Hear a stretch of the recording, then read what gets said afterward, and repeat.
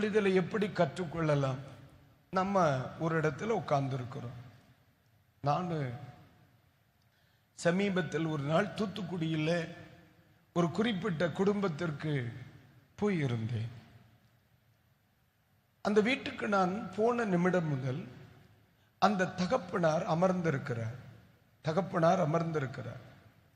தகப்பனாருடைய பிள்ளைகளுக்கு ஏறத்தாழ 35 வயது, 40 வயது, 35 வயதுக்கு மேல் இருக்கும். நான் இதில் உட்கார்ந்து இருக்கிறேன், அப்பா இதில் உட்கார்ந்து இருக்கிறார். அவருடைய 2 பிள்ளைகளும் அவருக்கு இடது கை பக்கமாக நின்று கொண்டே இருக்கிறார். அப்ப நான் நம்முடைய ஊர் பழக்கத்தின்படி பல முறை அவர்களை பார்த்து, உட்காருங்க, யார்கிட்ட? பிள்ளைகள்கிட்ட. உட்காருங்க, என்ன சொல்றேன்? அப்பா நான் இந்த சோஃபா, அப்பா இடது கையில் பக்கம் இருக்கிற சோஃபா, வலது கை பக்கம் சோஃபா இருக்கு. அது ஒரு பெரிய வீடு. அப்ப நான் சொல்றேன், உட்காருங்க பிரதர், உட்காருங்க. கண்டுக்கிடவே இல்லை. இல்ல பரவாயில்ல அப்படின்னு சொன்னேன். வயசு 35 வயதுக்கு மேல் இருக்கும். எல்லாரும் யாருன்னு நினைக்கிறீங்க? நல்ல பிசினஸ் மேன், ஒவ்வொரு வருடமும் கோடிக்கணக்கில் சம்பாதிக்கும் பிள்ளைகள். தெளிவா சொல்றேன், கடல் தொழிலில் கோடிக்கணக்கான ரூபாய்க்கு எவ்ரி இயர் சம்பாதிக்கிற பிள்ளைகள். ஒரு கட்டத்தில் நான் ரொம்ப ஃபோர்ஸ் பண்ணனா, அந்த இளைய பையன் என்ன சொன்னான் தெரியுமா? தகப்பனார் இப்படி நின்றுட்டு இருந்தவன், தகப்பனார் இதுல உட்கார்ந்து இருக்கிறாரா, கொஞ்சம் பின்னால போயிட்டு வேண்டான்ட்டான். நான் கூப்பிடுறேன் அங்க இருந்து. அப்பா அதே கோணத்துல நின்றுட்டு இருக்கிறாங்க, அப்பா இருக்கிறாரு, வேண்டான்றான்.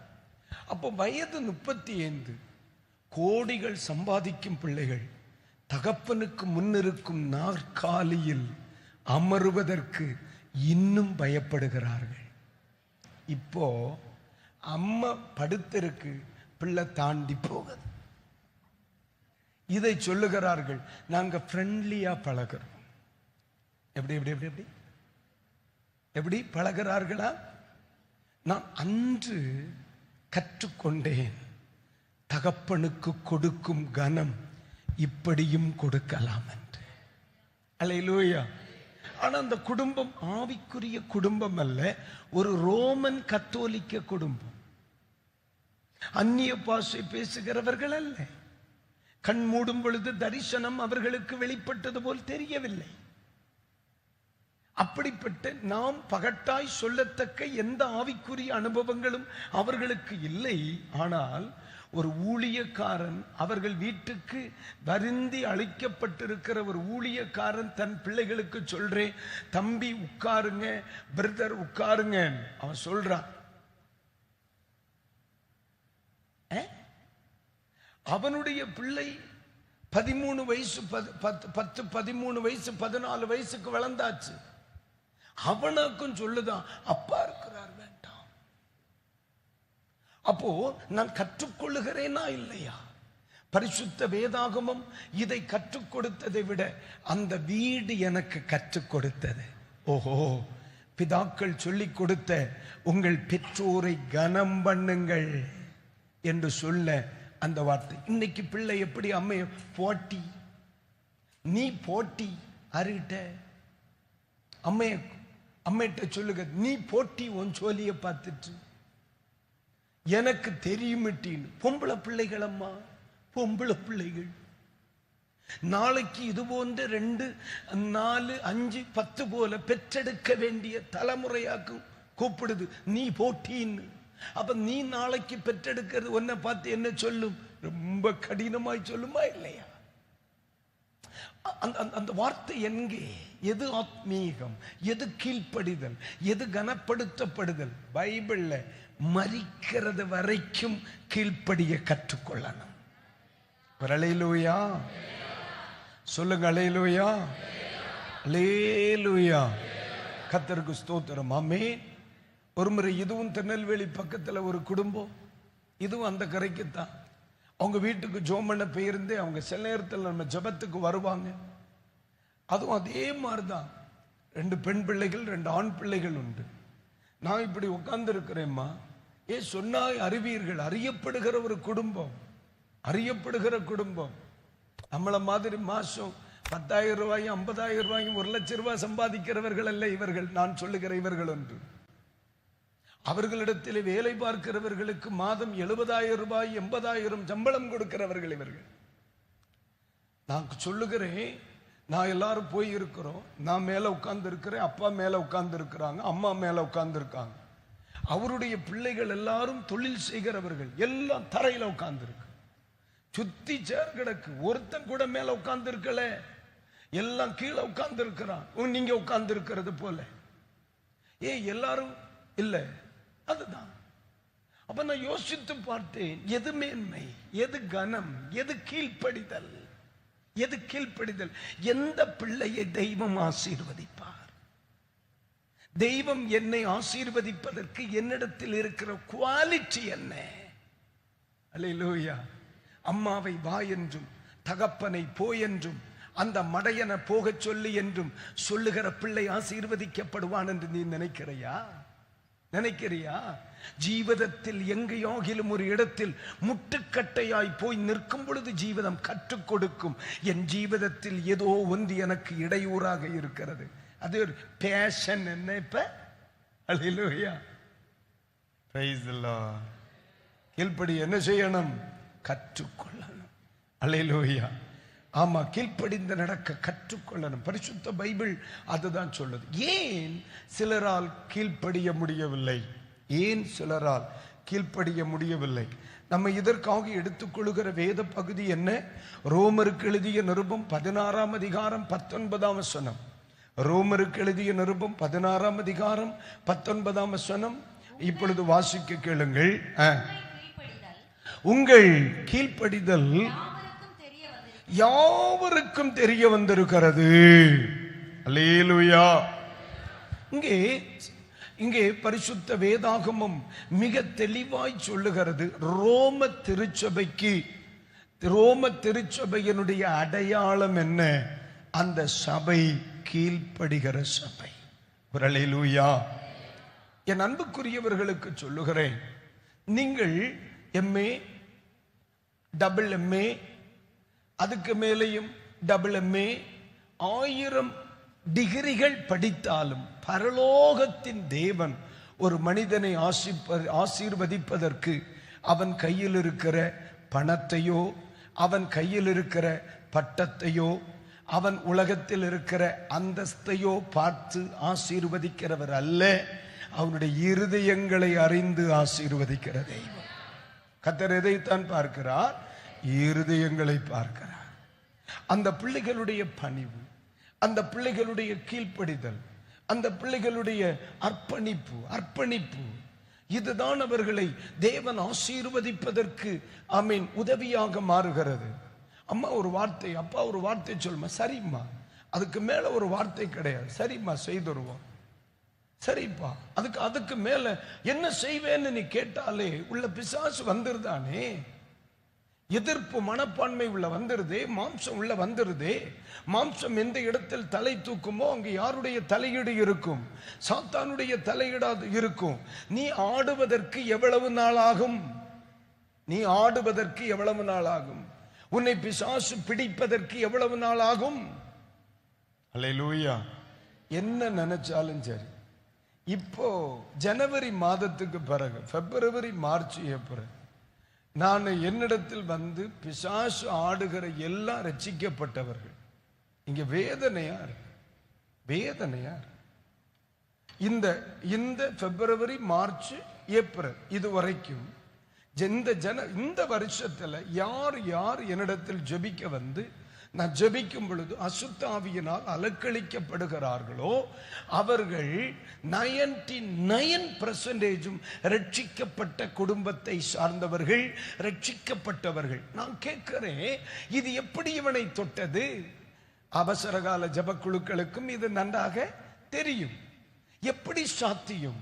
இவன் ரட்சிக்கப்பட்டவனாயிற்றே, இவன் இயேசுவை ஏற்றுக்கொண்டவனாயிற்றே. தம்பி, வேதம் சொல்லுகிறது, சவுலுக்குள் எப்பொழுது கீழ்ப்படியாமை வந்ததோ, பைபிள் தெளிவாய் சொல்லுகிறது, ஆமென், பொல்லாத ஆவி உள்ளே வந்தது. நம்முடைய ஜீவிதத்தில் நம்ம நினைக்கிறோம் எதிர்த்து நின்ற உடனே நம்ம திறமைசாலிகள் என்று. சோழியை பார்த்துட்டு சொன்ன உடனே நமக்கு தோணுது நான் ஜெயித்து விட்டேன்.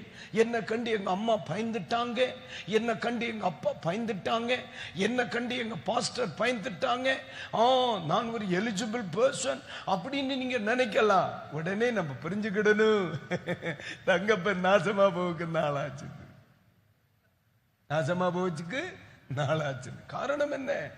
அவன் இந்த சவுலுக்குள் பிசாசு ஏறுவதற்கு தருணம் தேடிக்கொண்டே இருக்கான். பிசாசு ஏறுவதற்கு தருணம் தேடிக்கொண்டே இருக்கான். அவனுக்கு கிடைச்ச தருணம் என்ன? நான் வருகிறது வரை காத்திரு, நான் வருகிறது வரை காத்திரு என்று சொன்னார். வருகிறது வரை காத்திருக்க முடியலே. இவன் செயல்பட ஆரம்பித்தான். டப்புல ஏறிடுச்சு. சொற்ப காரியம்தான் தம்பி ஒரு மனை பிசாசு பிடிக்கிறதுக்கு.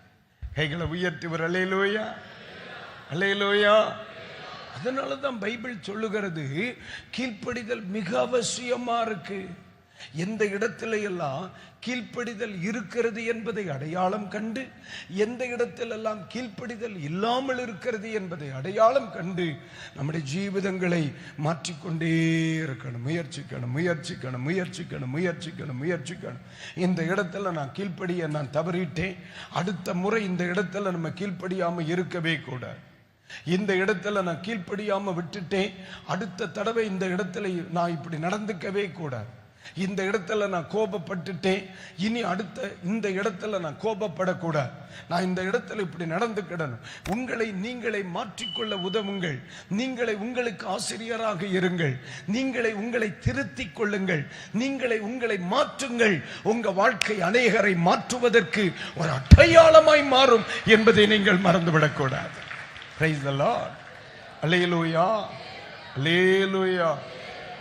ஏன் அநேகரால் கீழ்ப்படிய முடியல? போன வாரத்தில் என்ன வார்த்தை படிச்சோமா?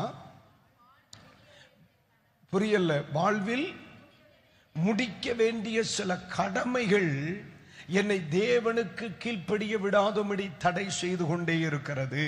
அதுக்கு யாரை எக்ஸாம்பிளா படிச்சோம்? ஒருத்தன் வந்து கேட்கிறான், என்ன கேட்கிறான்?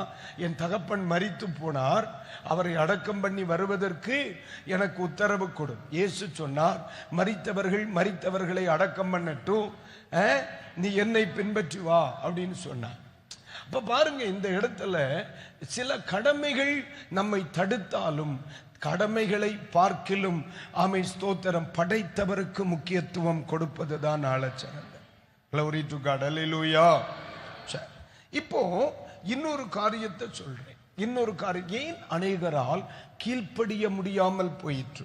நம்ம வாழ்க்கையில சாதித்தவைகளை குறித்து சந்தோஷப்படுகிறதை நிறுத்திவிட்டு தவறினவர்களை குறித்து ஆராய பழகணும். எத்தனை பேருக்கு நான் சொல்லுகிறது புரிகிறது? அல்லேலூயா. மக்களே, 10 கேள்விகள் கேட்கப்பட்டது. 7 கேள்விகளுக்கு சரியான விடை எழுதிவிட்டோம். 3 கேள்விகளை தவறவிட்டோம். 7 கிடைச்சுன்னு சொல்லுகிறத விட்டுட்டு அந்த 3 ஏன் போச்சுன்னு நீ தேட ஆரம்பித்தால் அடுத்த முறை உன்னுடைய வெற்றி இன்னும் அதிகமாக இருக்கும். நான் சொல்றது புரியுதா உங்களுக்கு? ஒரு அல்லேலூயா. ஆனா இன்னைக்கு அநேகருடைய வாழ்க்கை முறை என்ன தெரியுமா? வெற்றி பெற்றவர்களோடு தங்களை இணைத்துக் கொள்வதை விட ஜீவிதத்தில் தோற்றவர்களோடு தங்களை இணைத்து பயணிக்கிறார்கள். சிலருடைய ஃப்ரெண்ட்ஷிப்பை பார்த்திருக்கீங்களா? ஒரு பாடம் பாஸ் ஆகாதவன், நாங்கெல்லாம் ஃப்ரெண்ட்ஸ், அவன் 3 பாடத்துக்கு போயிடலானா, இவன் 4 பாடத்துக்கு போயிடலானா, நான் 5 பாடத்துக்கு போயிடலாம், நாங்க யூனிட்டி அப்படின்பா. இதுதான் ஏன் நான் என்னுடைய ஜீவிதத்தில் 2 பாடம் பாஸ் ஃபெயில் ஆயிட்டேன், நான் இப்ப யாரை தேடணும்? இந்த 2ஐயும் பாஸ் ஆகியிருப்பாமல்ல, அவனோடு நான் என்னை ஒட்டி கொள்ளணும். தம்பி, இந்த 2ஐயும் நீ எப்படி ஜெயித்தாய்? இந்த இடத்துல நீ எப்படி நடந்தாய்? உனக்கும் இந்த பாடம் சிரமமாக இருந்திருக்கும், இதுல நீ எப்படி ஜெயித்தாய்? நான் தோற்றவர்களையே என்னோடு வைத்திருந்தால் மரிக்கிறது வரை இந்த தோல்வியை மாற்றிக்கொள்ள முடியாது. நான் யாரை தேடணும்? ஆமென், ஸ்தோத்திரம். ஜெயித்தவர்களை தேடணும். ஒரு எக்ஸாம்பிள் அதுக்கு உங்களுக்கு நான் சொல்லித்தாரேன். இப்ப கவனிங்க, கோலியாத்தை கொல்ல வேண்டிய ஒரு அவசியமும் தருணமும் வருகிறது. இது அவருடைய வாழ்வின் லட்சியம் அல்ல, அவருக்கு ஏற்பட்ட ஒரு சந்தர்ப்ப சூழ்நிலை தான். அப்ப இவர் என்ன செய்கிறார்? கர்த்தருக்கு ஸ்தோத்திரம். பேசிக் கொண்டிருக்கும் பொழுது அண்ணன் சொல்லுகிறார், எல்லாம் உன்னால முடியாது, நீ சின்ன பையன் இப்படிங்கிறார். நீங்க அந்த இடத்துல நீங்க கவனிக்கணும், அந்த வார்த்தையை அவர் பொருட்டாக எண்ணவில்லை. காரணம், 40 நாட்கள் தோற்று நிக்கிறவனாக்கு என்ன பார்த்து சொல்லுகிறது, உன்னை கொண்டு முடியாதுன்னு. நான் சொல்லுகிறது உங்களுக்கு புரியுதா இல்லையா? ஜெயித்தவன் சரி, ஜெயிக்கண்டாம், ஒளிச்சிருந்தாகிலும் ஒரு கல்லாவது எறிஞ்ச ஒருத்தன் என்னை பார்த்து உன்னை கொண்டு முடியாது, நான் எறிஞ்ச எனக்கே கிடைக்கலன்னு சொல்லி இருந்தா நம்ம சம்மதிக்கலாம். 40 நாட்கள் அரைக்கூவல் விடுகிறான், ஒரு குச்சங்கா கூட எடுத்து எறியாத்தவனாக்கு என்னட்ட சொல்லுகிறது, அவனை ஒண்ணு எறிய முடியாது. தாவீதுக்கு தெரியும், இனி என்னுடைய ஜீவிதம் ஜெயமாக முன்னேற வேண்டுமானால் என்னோடு கூட நான் வைத்திருக்க வேண்டியவன், அல்லேலூயா, பயப்படுகிறவன் அல்ல, செயல்பட மறுத்தவன் அல்ல, தோற்று போனவன் அல்ல. இந்த இடத்திலே ஜெயித்தவர்களை யோசிக்கிறார். யோசித்து பார்த்தால் அந்த இடத்துல இருந்த எல்லாரும் தோற்றவர்கள் தான். ஜெயித்த ஒரே ஒரு ஆள் உண்டாரு, தாவீது. தாவீதுக்கு முன்ன ஜெயித்த ஒரு ஆள் உண்டு, அது யாரு? இல்லையா? தாவீது தான். அல்லேலூயா. நான் சொல்லுங்க, நீங்க கவனிக்கணும். ராஜாவை பார்க்கிற அவனும் தோற்றவை, டியூஷன் டீச்சரை பார்க்கிற அவனும் தோற்றவை, சண்டே கிளாஸ் டீச்சரை பார்க்கிற அவனும் தோற்றவை. இப்ப ஜெயிச்சதாரு நான் தான். அதனாலதான் சொல்லுகிறார், கரடி வந்தப்பவும் கொன்னே, சிங்கம் வந்தப்பவும் கொன்னே. அப்ப அவன் செய்தது போல நான் செய்வேன்னு சொல்ல ஒரு பயம் கிடையாது. அதனால தான் செய்ததையே சொன்னான். அல்லேலூயா, ஆமென். அதை கொன்ன எனக்கு, அதுக்கு 4 காலு, இந்த நாய்க்கு 2 காலு தான். அல்லேலூயா. 4 காலே கீழே விழுந்துன்னா 2 காலு கண்டிப்பா விழும், எறிஞ்சு பார்ப்போன்னு. அல்லேலூயா. தன்னுடைய ஜீவிதத்தில் நல்ல கவனிங்க, ராஜாவே சொல்லுகிறான் உன்னால முடியாதுன்னு. ஆனா அந்த எந்த இடத்திலையும் அவன் நிக்கல்ல தெரியுமா? ஜீவிதத்தில் தோற்றவனோடு நான் இணையப்படாது என்பதற்கு தாவீது ஒரு அடையாளம். அல்லேலூயா. 40 நாட்களாக தருணங்கள் இருந்தது. நேற்று போனான், இன்னும் வந்தான், இன்று போனான், நாளை வந்தான், நாளை போனான், நாளை மறுநாள் வந்தான், ஒவ்வொரு நாளும் வந்து நிற்கிறான். ஒருவன் கூட இவனை அழிக்க வேண்டும் என்று முயற்சிக்காத ஒருவன், தோற்று போன ஒருவனோடு நான் இனி நேரம் செலவிடவா? என்னுடைய ஜீவிதத்தில் தோற்று போன ஒருவனோடு கைகோர்க்க கூடாது. ஜெயித்தவனை தேடு, உன்னுடைய தோல்வி மாறும். அல்லேலூயா. சத்தமா சொல்லுங்க அல்லேலூயா. இன்னைக்கு சமுதாயத்தில் என்ன நடக்கும்? இந்த கல்யாண வீட்டுக்கு, மாப்பிள்ளை வீட்டுல இருந்து கல்யாண வீட்டுக்கு பெண் வீட்டுக்கு போவாங்க, பார்த்திருக்கீங்களா? பார்த்திருக்கேன். ஆனா இங்க இருந்து போகும்போது கடைசி வேன்ல ஒரு 10 குடிகாரன் இருப்பான். அதே மாதிரி அந்த பெண் வீட்டிலையும் ஒரு 10 குடிகாரன் இருப்பான். அங்க போன உடனே இந்த 2 நாடும் ஒப்பந்தமிட்டு ஒரு வண்டியை கூட்டிட்டு குடிக்க போயிடுவான். நீங்க நல்லா கவனிக்கணும், மாப்பிள்ளையும் பெண்ணும் சேருவானோ இல்லையோ, குடிகார பைய சேருவான். அதே மாதிரி சபைகளுக்குள்ளே பள்ளிக்கூடங்களுக்குள்ளே எவன் சேருகானோ இல்லையோ, குட்டிகளை ஒளிச்சு நின்று பார்க்க நாரப்பையிலோ மட்டும் சேருவான். காரியம் படி கிடச்சுன்னு நினைக்கேன். அப்ப அவனுக்குள்ள ஒரு யூனிட்டி. இந்த யூனிட்டி அது கிருபையில் வளர வேண்டிய யூனிட்டி அல்ல, ஜீவிதம் தொலைக்க வேண்டிய யூனிட்டி. கைகளை உயர்த்தி வர அல்லேலூயா. நல்லா இல்லையே? அல்லேலூயா. சில சபைகளில் மருமகள்கள் சங்கமம், சில சபைகளில் மாமியார்கள் சங்கமம், சிலருடைய சபைகளில் மைனியார்கள் சங்கமம், கீழ்ப்படியாதோர் சங்கமம், கேம் விளையாடுவோர் சங்கமம். மட்டும் ஒரு யூனிட்டியா இருப்பான். பார்த்திருக்கியா? என்னை சேர்க்க வேண்டியது ஜீவிதத்தில் தோற்றவனோடு அல்ல, ஜீவிதத்தில் ஜெயித்தவனோடு தான் சேர்க்கணும். அல்லேலூயா. அப்ப அவர் எக்ஸாம்பிளாக வைத்ததார தன்னைத்தான், வேற ஒருத்தனை வைக்க முடியாது. சரி, அவர் இணைஞ்சு நின்றது யாரோடு? தெய்வத்தோடு.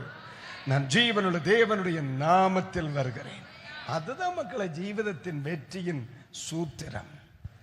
நம்முடைய வாழ்க்கையில தோற்று போனவனோடு பழகினான், தோற்று போனவனோடு பழகினான். நான் என் வாழ்க்கையில செய்த ஒன்று, பெரிய தரிசனம் சுமந்தவர்களோடு உறவை ஏற்படுத்தியது நான் என் வளர்ச்சியின் முதல் படி. அல்லேலூயா, ஆமென். கர்த்தருக்கு ஸ்தோத்திரம். என்னை வேதாகம கல்லூரியில் படிப்பித்த எந்த ஆசிரியரும் என்னை ஊழியத்திற்கு உற்சாகப்படுத்தின எந்த ஆசிரியரும் ஸ்தோத்திரம் என் தரிசனத்திற்கு ஒத்தவர்கள் அல்ல. ஏன்னா எல்லாரும் 300 பேர், 400 பேர், 200 பேர், 250 பேர் தான் விசுவாசிகளை வைத்திருந்தார்கள். அவர்கள்ட்ட போய் 1000 people சபையில வைக்கிறதுக்கு என்ன செய்யணும்னு கேட்டா விட தெரியாதுன்னா பரவாயில்ல, கேள்வியே புரியாது. கர்த்தருக்கு ஸ்தோத்திரம் உண்டாகட்டும். ஒருவரிடத்திலே கேட்டப்போ அவருடைய பதில் இனி கேட்கவே படாதுன்னு தீர்மானிச்சேன் நான். ஆமென்.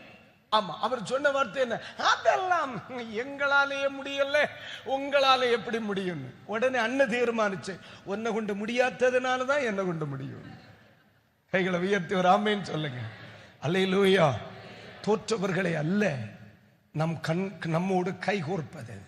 மக்களை ஜெயித்தவர்கள் உண்டு, ஜீவிதத்தில் ஜெயித்தவர்கள் உண்டு, குடும்பத்தில் ஜெயித்தவர்கள் உண்டு, ஊழியத்தில் ஜெயித்தவர்கள் உண்டு, ஜீவிதத்தில் ஜெயித்தவர்கள் உண்டு. அவர்களை கொண்டு நிறுத்து கண்களுக்கு முன்னே. அல்லேலூயா. பரிசுத்தவான்களில் ஜெயித்தவர்கள் உண்டு, ஆவிக்குரிய ஜீவிதத்தில் ஜெயித்தவர்கள் உண்டு. பரிசுத்த வேதாகமத்தை படிக்கணும். அவர்கள் ஜெயித்து பிரகாசித்து இருக்கிறார்கள். தோற்று போனவனோடு நேரத்தை செலவிடாத, ஜீவிதம் தொலைஞ்சு போகும். தோத்திரம். பலரும் உனக்கு முன்னே மகத்துவமான ஸ்தானங்களில் தெய்வத்தால் பயன்படுத்தப்படும் பொழுது நீ வந்து நின்று அவனுக்கு முன்னே கைகட்டு நிற்க வேண்டியது வரும். அல்லேலூயா. அதுக்கு அல்ல நம்முடைய ஜீவிதத்தை பழக்கப்படுத்த வேண்டியது பிரகாசிக்கிறவர்கள். கைகளை உயர்த்தி வராமே. சந்திரன் எப்பொழுதும் சூரியனை சார்ந்து கொள்ளுமா? காரணம் என்ன? எனக்கு படித்து தந்தவர்கள் சொல்லி இருக்கிறார்கள், சந்திரன் சூரியனிடத்திலிருந்து பிரகாசத்தை உள்வாங்கி சூரியன் இல்லாத நேரத்தில் தன்னால் முடிந்த உதவியை பூமிக்கு செய்யுமாம் என்று சொல்லி கேள்விப்பட்டிருக்கிறேன். உங்களுக்கு அவர்கள் ஏதேனும் சொல்லி கொடுத்திருக்கிறார்களா? ஆமாவா இல்லையா? நான் சொல்லுகிறது சரியா? ஏன் என்னை ஓர கண்ணால் வஞ்சக கண்ணாய் பார்க்கிறேன்? நான் சொன்னது சரியா இல்லையா? அப்ப கவனிங்க, நான் யாரிடத்திலே கற்றுக்கொள்ளணும்? சூரியனிடத்தில் வெளிச்சம் இருக்கிறது, சூரியனிடத்தில் வெற்றி இருக்கிறது, சூரியனிடத்தில் பிரகாசம் இருக்கிறது. நான் யாரை சார்ந்து கொள்ள வேணும்? ஜெயித்தவர்களை, ஜெபிக்கிறவர்களை, ஜீவிதத்தில் தீர்மானம் உள்ளவர்களை, ஜீவிதத்தில் லட்சியம் உள்ளவர்களை வைத்து முன்னேறு. தேவன் உன்னை வாலாக்காமல் தலையாக்குவார், நீ கீழாகாமல் மேலாவார்.